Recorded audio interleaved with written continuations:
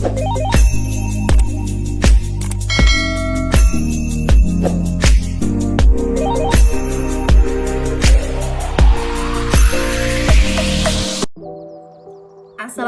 warahmatullahi wabarakatuh. Perkenalkan, nama saya Nurul Fasilah, NPM 091180419035, kelas A, semester 6, program studi ilmu administrasi publik.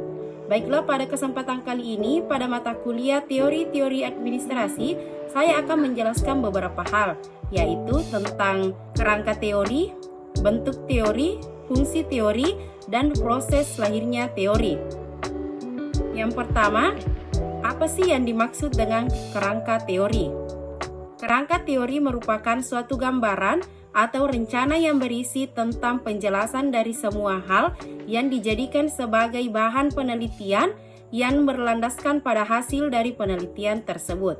Kerangka teori biasanya juga berisi mengenai relasi antara sebuah variabel dengan variabel yang lainnya, yang biasanya terdapat sebab serta akibat dari kedua atau lebih dari dua variabel tersebut. Dari pengertian itulah dapat kita ambil kesimpulan bahwa kerangka teori sebaiknya dibuat atau disusun terlebih dahulu sebelum menyusun karya ilmiah. Kerangka teori dapat dibuat dalam bentuk skema ataupun diagram. Pembuatan kerangka teori bertujuan untuk mempermudah penulis dalam memahami semua variabel yang menjadi cikal bakal dari terbentuknya karya ilmiah yang akan disusun oleh penulis. Bentuk teori. Menurut Glasser dan Strauss, untuk keperluan penelitian kualitatif dikenal dengan teori dari dasar.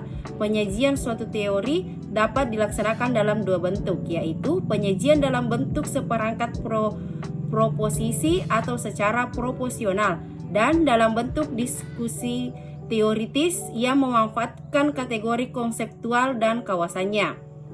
Fungsi teori.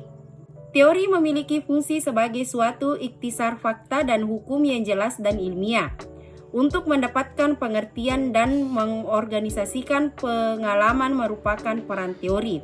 Adapun tujuan teori ialah untuk mendapatkan pemahaman tentang sesuatu.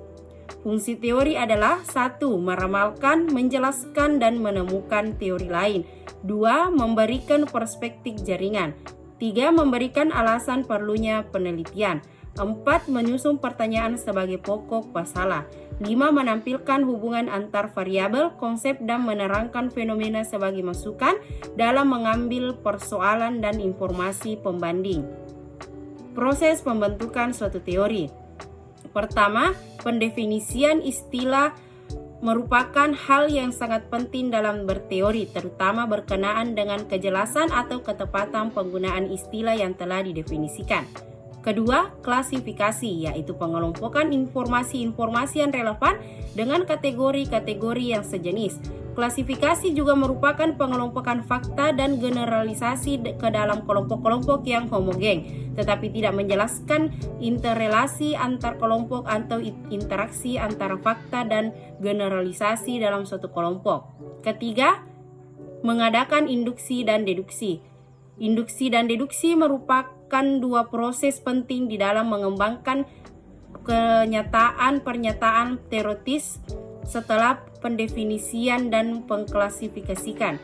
Induksi merupakan proses penarikan kesimpulan yang lebih bersifat umum dari fakta-fakta atau hal-hal yang bersifat khusus. Deduksi merupakan penurunan kaidah-kaidah khusus dari kaidah yang lebih umum.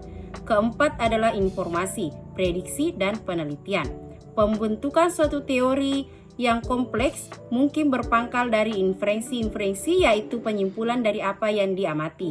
Inferensi ini mungkin ditarik melalui perumusan, asumsi, hipotesis, dan generalisasi dari hasil-hasil observasi. Sesuai dengan fungsi dari teori, yaitu memberikan prediksi, teori juga berkembang melalui prediksi dan juga penelitian. Ada prediksi yang dibuktikan dengan suatu penelitian, tetapi ada juga prediksi yang tetap sebagai prediksi. Kelima, pembentukan model-model. Karena yang dicakup dengan teori sering menyangkut hal-hal yang sifatnya abstrak dan kompleks, maka untuk memberikan gambaran yang lebih konkret dan sederhana dibuatlah model-model. Model ini menggambarkan kejadian-kejadian serta interaksi antara kejadian. Keenam, pembentukan subteori. Suatu teori yang telah mapan dan komprehensif mendorong untuk terbentuknya sub-sub teori. Sub-teori ini cenderung memperluas lingkup dari suatu teori dan juga memberikan penyempurnaan. Baiklah, itulah tadi beberapa penjelasan dari saya. Lebih dan kurangnya mohon dimaafkan. Billahi fisabilil haq, fastabiqul khairat. Wassalamualaikum warahmatullahi wabarakatuh.